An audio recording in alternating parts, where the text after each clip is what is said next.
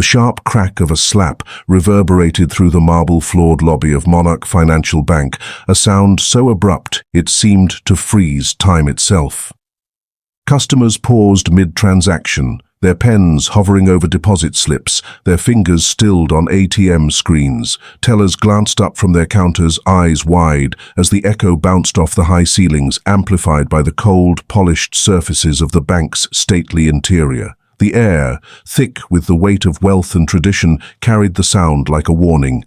Preston Reed, the customer service manager, stood at the center of the commotion, his face flushed with a mix of anger and triumph. His name tag gleamed under the fluorescent lights, a badge of his authority in this domain of brass fixtures and mahogany counters. "I've already called the police," he declared, his voice loud enough to ensure every ear in the lobby caught his words. "We don't serve your kind here." The statement was delivered with the certainty of someone accustomed to wielding power unchallenged, his tone daring anyone to question him. All eyes turned to Zora Timberlake, the woman he had just struck. She stood perfectly still, one hand lightly touching her cheek where the red imprint of his hand was already forming against her dark skin. Her eyes, steady and unyielding, locked onto Preston's, betraying no hint of fear or humiliation. The lobby, a space designed to project stability and exclusivity, had become a stage for a confrontation that would soon unravel the carefully curated facade of Monarch Financial. Two security guards, their uniforms crisp and imposing, moved swiftly toward Zora, not Preston. "You're under arrest, ma'am," one of them said, his voice flat but firm, as if the matter had already been decided. Around them, customers pulled out their phones, the soft clicks of recording devices mingling with the murmurs of curiosity and discomfort. Some watched with unease, others with detached interest, but most remained silent, unwilling to involve themselves in what was unfolding, an all-too-familiar scene of discrimination poised to become another viral moment in America's ongoing reckoning with prejudice. Zora, however, did not flinch. She straightened her posture, adjusted the simple cardigan she wore over her plain blouse, and spoke with a calm that cut through the tension like a blade. "I believe there's been a misunderstanding," she said, each word measured, deliberate, and laced with a quiet confidence that seemed out of place for someone who had just been assaulted. Her voice carried not anger but authority, as if she were addressing a boardroom rather than a hostile bank lobby. The customers nearest her shifted uncomfortably, sensing something deeper at play. The guards hesitated, their certainty wavering under her unflappable demeanor. Preston, however, doubled down, his voice rising. "There's no misunderstanding. You've been causing a disturbance, and you need to leave. Now." Zora's gaze never wavered. "I'm here to conduct legitimate banking business," she replied, her tone as steady as before. "If you'd like to discuss this further, I suggest we wait for the police to review the security footage. I'm certain it will clarify the situation." The mention of security footage sent a ripple of unease through the staff. Preston's jaw tightened, but before he could respond, the wail of sirens pierced the air. Red and blue lights flashed through the towering glass doors, signaling the arrival of law enforcement. The lobby fell silent, all eyes now on the entrance as 3 police officers stepped inside, their presence shifting the dynamic further. This was no ordinary confrontation. It was the culmination of a carefully orchestrated plan, one that had begun weeks earlier and was about to expose not just one man's prejudice, but the systemic failures of an institution that had thrived on exclusion for decades. At 45, Zora Timberlake was a force in the financial world, though you wouldn't have known it from her appearance that day. Gone were the designer suits, the statement jewelry, and the elegant glasses that had become her trademark. Her immaculate braids were hidden beneath a simple headscarf, her usual polished presence replaced by the unassuming attire of a middle-class black woman. She wore navy slacks, sensible shoes, and a plain blouse under a cardigan, clothing deliberately chosen to blend in, to invite judgment, to test the system she had come to dismantle. Zora was the daughter of a hospital janitor and a public school teacher, raised in a modest home where ambition was nurtured alongside resilience. She had worked 3 jobs to put herself through college, earned her MBA while raising her son Jamel alone after her husband's untimely death, and built Timberlake Financial Group from a one-room consulting firm into a banking empire with assets exceeding $9 billion. Her face had graced the covers of Forbes and Black Enterprise. Her name adorned donor walls at hospitals, universities, and community centers across the country. Her signature authorized transactions that reshaped communities and transformed lives. But none of that was visible as she stood in Monarch Financial's lobby, a woman dismissed as insignificant by those who saw only her appearance. What Preston Reed and his staff didn't know, what no one in the branch knew, was that 3 weeks earlier, Zora had acquired Monarch Financial in a discreet deal that had yet to be announced. Only the board and a handful of top executives were aware that ownership had changed hands, with the public reveal scheduled for the following month. Zora's presence in the bank wasn't random. It was a calculated move to assess the institution's practices firsthand. This branch of Monarch Financial held personal significance for Zora. 30 years earlier, her grandmother, Eloise Jenkins, had walked through these same doors seeking a modest home loan. Despite perfect credit and sufficient income, she was denied with vague excuses about neighborhood requirements. That rejection had forced Eloise to remain in rental housing, draining resources that could have built generational wealth for Zora's family. The memory of her grandmother's defeat had fueled Zora's ambition, not just to succeed, but to dismantle the systems that perpetuated such inequities.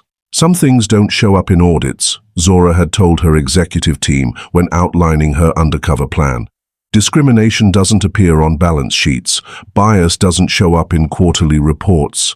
The only way to understand what customers experience is to become one. Her team had protested, too risky, too unorthodox, too likely to backfire. What if she was recognized? What if something went wrong? Couldn't they hire mystery shoppers instead? But Zora was resolute. You can't fix what you don't understand from the ground up, she insisted. I need to see it with my own eyes, feel it with my own heart. At home, Zora's life revolved around her son, Jamel, a bright 16-year-old who represented the future she was fighting for. Their modern home, filled with awards and recognitions, was a testament to her success, but also a reminder of why it mattered. The night before her 3rd visit to Monarch Financial, the visit that would end in a slap and a police call, Jamel had challenged her over dinner in their sleek kitchen overlooking the city. I don't get it, Mom, he said, pushing his plate aside. You own the bank now. Why not just fire everyone and start over? Why put yourself through this? Zora considered his question, her fork pausing mid-air. Because firing people without understanding the problem doesn't solve anything, she replied. Those same people get hired elsewhere and continue the same behaviors. The system doesn't change. So you're going to let them disrespect you? After everything you've built? Jamel's voice carried the indignation of youth, the belief that power should be wielded swiftly. Sometimes the most powerful thing you can do is be underestimated, Zora said softly. Your great-grandmother taught me that. She couldn't fight the system from the outside, but I can change it from the inside. Jamel didn't fully understand, not yet. Few could grasp the double consciousness Zora navigated daily, the duality of being a powerful banking executive and a black woman in a world that often saw only the latter. Monarch Financial wasn't just another acquisition. It was a reckoning with a system that had denied opportunity to people like her grandmother, her mother, and countless others. It was a chance to rewrite the rules. Zora's undercover investigation began on a Tuesday morning, carefully timed to avoid peak hours while ensuring enough customer traffic to observe typical service patterns. The branch, located in the city's financial district, was a stately brick building with marble columns and brass fixtures, its design projecting an image of permanence and prestige. The lobby, with its rich mahogany counters, potted plants and tasteful artwork, was a shrine to established wealth, a place for those who had already arrived. Zora had prepared meticulously. Her outfit, navy slacks, sensible shoes, a cardigan over a plain blouse, was chosen to present as a working professional of modest means. She carried a well-worn leather purse containing a fabricated identity, driver's license, credit cards, and bank statements under the name Zora Jenkins, her grandmother's maiden name. The documentation painted a picture of a self-employed consultant with a solid middle-class income, excellent credit, and sufficient savings to qualify for any standard banking service. At 10:17 a.m., Zora joined the main queue, where 4 customers waited for the next available teller. She observed the interactions around her. A white businessman in his 50s was escorted immediately to a private consultation desk. An elderly white couple received solicitous attention about retirement accounts. When it was her turn, Zora approached the teller, Aidan Fox, a 24-year-old with a crisp white shirt and a nervous eagerness to follow protocol. "Good morning," Zora said with a polite smile. "I'm new to the area and looking to open a checking and savings account, with the possibility of investment services later. Could you tell me about my options?" Aidan's response was subtle but telling. A flicker of uncertainty crossed his face, his eyes darting briefly toward the customer service desk where Preston Reed sat, watching. "You can find all our account information online," Aidan said, his voice slightly lowered. "Or the ATM can help you open a basic account without waiting." He handed her a generic brochure, his discomfort palpable. It was discrimination wrapped in convenience, a suggestion that automated services were better suited for her than a human banker. Zora noted the contrast. The white customers before her had been offered personal consultations without hesitation. "I'd prefer to speak with someone," she replied firmly. "I have specific questions about investment services." Aidan's unease grew. "I'll see if anyone's available," he said, picking up his phone. The conversation that followed was coded but revealing. "I have a walk-in looking for account services," he said. "Yes, she's requesting a banker." "I understand, but she specifically asked." "Okay, I'll let her know." He hung up and offered an apologetic smile. "All our personal bankers are with clients. It might be a significant wait. Are you sure you wouldn't prefer our online services? They're really user-friendly." As this unfolded, a white woman in her 30s, dressed similarly to Zora, entered the lobby. Preston Reed rose from his desk, his smile warm and welcoming. "Good morning. Are you looking to open an account? I'd be happy to help you personally. We pride ourselves on the human touch here at Monarch." The contrast was stark. One customer directed to automation, another offered immediate personal service. The difference was race. Zora maintained her composure, mentally cataloguing every detail. "I understand there might be a wait," she told Aidan. "I'm happy to schedule an appointment." Before he could respond, Preston approached, his assessment of Zora swift and dismissive. "I understand you're interested in our services," he began, his voice cordial but his eyes cold. "For new clients, we recommend starting with our online portal. Our staff is busy with existing account holders." "I prefer in-person banking," Zora replied, standing her ground. "I'd be happy to wait or return for an appointment." Preston's smile tightened. "Without an existing relationship with Monarch, new accounts have certain requirements. May I see additional identification and proof of address? We have strict compliance protocols." He examined her driver's license with exaggerated scrutiny, holding it to the light as if suspecting forgery. "I see you're self-employed," he noted, his tone implying suspicion. "We'll need tax returns and business registration documents." These were requirements not mentioned to the white customer who had entered after Zora, nor listed in the bank's public materials. "I wasn't aware those were necessary for a checking account," Zora said, her tone questioning but polite. "Is that a new policy?" "It's our policy for accounts we deem potentially high risk," Preston replied, his expression hardening. "If you'd prefer a more basic banking experience, there's a community credit union 6 blocks east that might suit your needs." Zora thanked them and left, documenting every detail of the encounter. The pattern was clear: excessive documentation, redirection to automation, and suggestions to bank elsewhere. all tactics to discourage her based on race. The following day, Zora returned, armed with a portfolio of documentation far exceeding the bank's requirements: driver's license, passport, social security card, utility bills, bank statements, tax returns, credit reports, and business registration.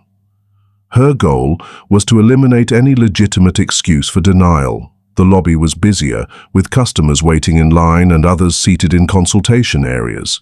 Aidan Fox, at his teller window, recognized her immediately, his expression flickering with unease. This time, Zora bypassed the teller line and approached the information desk. "I'd like to open a checking and savings account and discuss wealth management options," she said. "I have an appointment." It was a strategic fib, designed to trigger different protocols. The receptionist, confused by the lack of a record, hesitated but called for a banker after Zora presented her organized paperwork. Bryson Walsh, the branch manager, emerged from his office, his smile practiced but guarded. "I understand there's confusion about an appointment," he said, his tone cooling as he assessed Zora. Preston Reed joined them, his presence immediate and authoritative. "This is the individual I mentioned from yesterday," he told Walsh, emphasizing individual in a way that marked Zora as an outsider. "She was advised about our documentation requirements." Zora presented her portfolio, a comprehensive collection no reasonable banker could fault.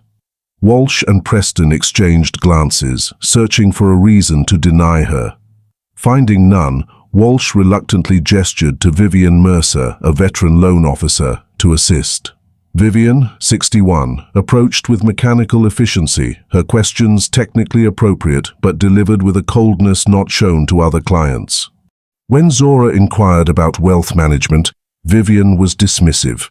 "Those services require minimum investments of $250,000, she said. "We recommend basic savings for customers beginning their financial journey."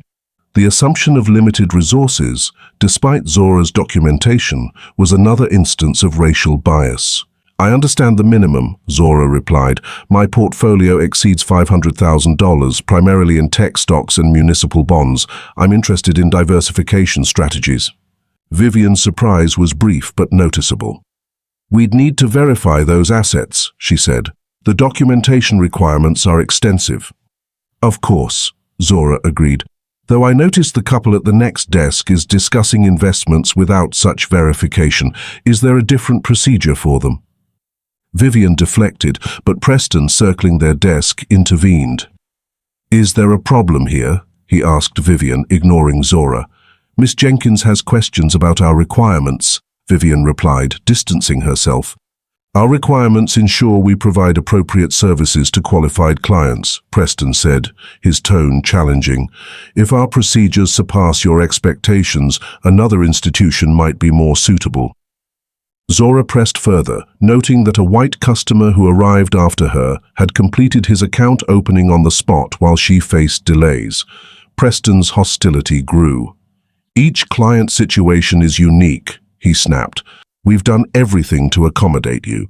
If you'll excuse me, I have other clients."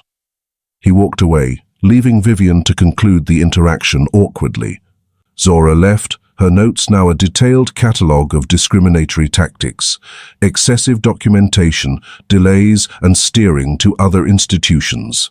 The pattern was undeniable, and her third visit would push the confrontation to its breaking point.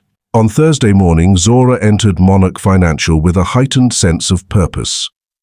Dressed slightly more formally, but still within the bounds of middle-class professionalism, she carried a leather portfolio and an air of quiet determination. Her plan was to request business loan information, a service that would reveal even more about the bank's treatment of minority customers. The lobby was tense from the moment she arrived. Aidan Fox avoided eye contact, Vivian Mercer busied herself with paperwork, and Preston Reed stiffened visibly. Zora approached the information desk. "I'd like to speak with someone about business loan options," she said. "I'm considering expanding my consulting practice." The receptionist, aware of Zora through staff gossip, hesitated before directing her to wait. After 23 minutes, during which 3 white customers were assisted immediately, Vivian approached with generic loan materials. "The basic requirements are on the first page," she said, clearly intending a brief interaction. "I was hoping to discuss tailored options," Zora said. "I have projections and business plans I'd like reviewed." Vivian glanced at Preston, who was watching closely. "Our business lending specialists are with clients," she said. "You could leave your materials for review." Before Zora could respond, Preston greeted a white man, Mr. Davidson, with enthusiasm, ushering him to Walsh's office for a business loan consultation. The contrast was blatant. "I notice your specialists are available for some clients," Zora observed, her voice carrying. "I'm happy to wait if Mr. Walsh will be free soon." Vivian retreated, but Zora overheard Preston's whispered conversation with colleagues. "Third day in a row, getting tired of this. Know their place, people like that." The racial slurs were unmistakable. Zora approached the customer service desk. "Excuse me," she said, her voice firm but calm. "I couldn't help overhearing your comments. I'd like to understand which policies support treating customers differently based on race." The lobby fell silent. Preston's face flushed with anger. "I don't know what you think you heard," he snapped, "but you're mistaken. If you're not here for legitimate business, you need to leave." "I've been here 3 days attempting legitimate business," Zora replied. "Each time I've been treated differently. Excessive documentation, delays, racial slurs. I'd like to speak with the branch manager." Preston stepped into her personal space, his voice rising. "You don't belong here!" His hand lashed out, the slap echoing through the lobby. Gasps rose, phones raised to record, and Aidan reached for his phone, shaking. "I've called the police," Preston shouted. "We don't serve your kind here." Zora stood still, her hand on her cheek, her eyes locked on his. "Please call security," she said calmly. "I'd like them to witness this conversation. Perhaps they can explain why Monarch has one standard for white customers and another for black ones." As police sirens approached, the lobby watched in stunned silence. 3 officers entered, a heavy-set white man in his 50s, a younger white officer, and an Asian-American woman, Officer Kimura. Preston stepped forward, hand extended. "Thank you for responding," he said. "This woman caused a disturbance and became physically threatening." Zora addressed the officers calmly. "I was assaulted by this employee after questioning discriminatory practices. The incident is on security cameras and customer phones. Please review the evidence." A white woman in the crowd spoke up. "That's not what happened. He slapped her. I have it on video." Other witnesses confirmed her account, contradicting Preston's narrative. Officer Kimura, sensing the discrepancy, requested security footage. Bryson Walsh, sensing a shift, authorized immediate access, distancing himself from Preston. The lead officer, less certain, asked Zora to move to a separate area, but allowed her a phone call on speaker. Zora dialed her team. "Miss Timberlake," a professional voice answered, audible to all. The use of her real name caused confusion among the staff. Zora ended the call and turned to Preston. "That will become clear shortly, Mr. Reed. I suggest you consider your actions and their consequences." Moments later, 3 executives entered. Desiree, a commanding black woman, a silver-haired legal counsel, and a South Asian tech specialist. "Miss Timberlake," Desiree said, handing her a portfolio embossed with Timberlake Financial's logo. "We've secured the documentation as requested." Zora opened the portfolio. "Mr. Reed, I am Zora Timberlake, CEO of Timberlake Financial Group. 3 weeks ago, my company acquired Monarch Financial. I own this bank." Preston's face drained of color as she handed him acquisition documents. "I'm so sorry," he stammered. "I didn't know." "There's been no misunderstanding," Zora interrupted, addressing Walsh. "What's happened here is what I came to observe, how Monarch treats customers perceived to have no power. The treatment wasn't a mistake, it was deliberate." Desiree stepped forward. "The executive team is assembled, legal counsel has prepared documentation, and HR is ready for personnel changes." Officer Kimura asked if Zora wished to press charges. "No," Zora said, "but he can't work here anymore. This isn't about one man, but a culture that enabled him." Preston was escorted out, followed by Vivian and Walsh, whose complicity was documented in footage and emails. The lobby erupted in applause, not for their downfall, but for the accountability Zora had brought. 6 months later, Monarch Financial was unrecognizable. Barriers were replaced with open consultation areas, digital displays highlighted community investments, and staff diversity reflected the communities served.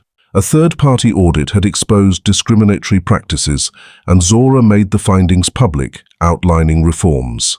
New account applications surged, particularly among minority customers, and corporate clients transferred accounts, citing Monarch's commitment to change. Lending criteria were redesigned, eliminating proxies like zip codes that perpetuated inequity. Hiring practices prioritized community connection and ethics, and employees received training on bias and equitable service. Zora stood in the transformed lobby, watching an elderly black woman receive investment advice, a Latino entrepreneur discuss loans, and a South Asian family open accounts without excessive scrutiny. The change she had envisioned was real, a testament to her grandmother's legacy and her own resolve. As she straightened a painting, Zora felt the weight of history and the promise of a future where opportunity was no longer denied by prejudice. Monarch Financial was just the beginning. If you liked this story, please like, subscribe, and share it with others so they can learn something from it too.